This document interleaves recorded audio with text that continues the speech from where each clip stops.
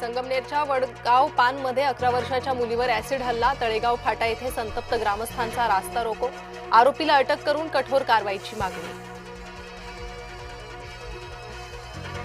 Acid हल्ल्यासंदर्भात वेगळ्या कायद्याची आवश्यकता, आरोपीला कडक शिक्षा झालीच पाहिजे, विधान परिषदेच्या उपसभापती डॉक्टर नीलम गोऱ्हे यांची प्रतिक्रिया। विधान परिषदेत आज समान नागरी कायद्यावरून वातावरण तापणार, उत्तराखंडप्रमाणे महाराष्ट्रात समान नागरी कायदा लागू करा, परिणय फुके, निरंजन डावखरे, प्रसाद लाड यांची आज लक्षवेधी। मुख्यमंत्री देवेंद्र फडणवीस आज दिल्ली दौऱ्यावर, केंद्रीय संचलन समितीच्या बैठकीला मुख्यमंत्री उपस्थित राहणार। 5 राज्यांतील तिकीट वाटपाबाबत भाजपची पुन्हा खलबत।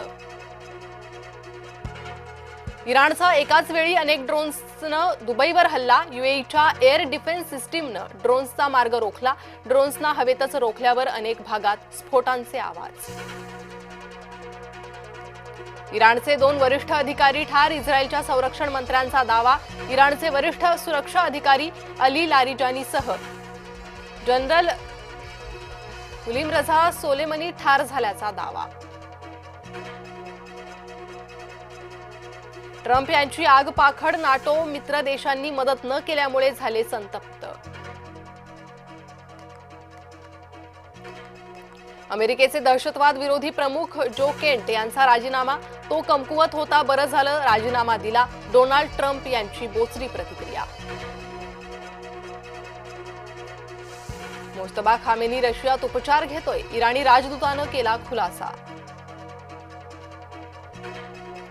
एलपीजीसाठी आंतरराष्ट्रीय स्तरावर वाटाघाटी, केंद्राच्या हमीनंतर नागपूर खंडपीठातील याचिका निकाली।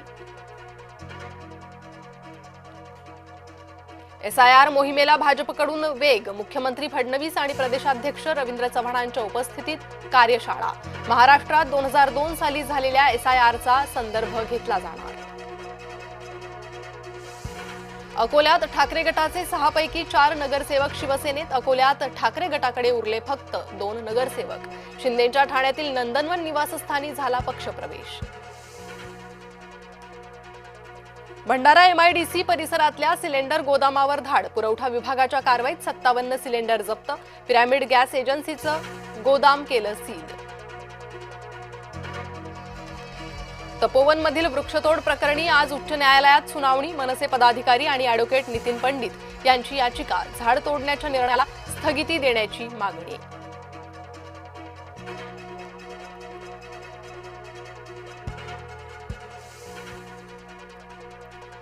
नाशिकमधील ज्योतिषी अशोक खरातला अटक, बलात्काराच्या गुन्ह्यात क्राईम ब्रांचनं केली अटक, पोलिसांनी काही व्हिडिओ देखील केले जप्त।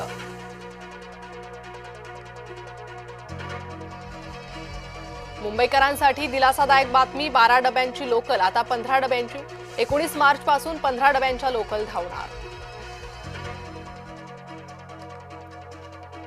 नमो शेतकरीचा 8वा हप्ता आठवडाभरात येणार, शेतकऱ्यांच्या खात्यात 2000 रुपये जमा होणार, 90 लाख शेतकऱ्यांना मिळणार लाभ। जायकवाडीमधील पाण्याचं बाष्पीभवन वाढलं, धरणाचा साठा सध्या 68%वर।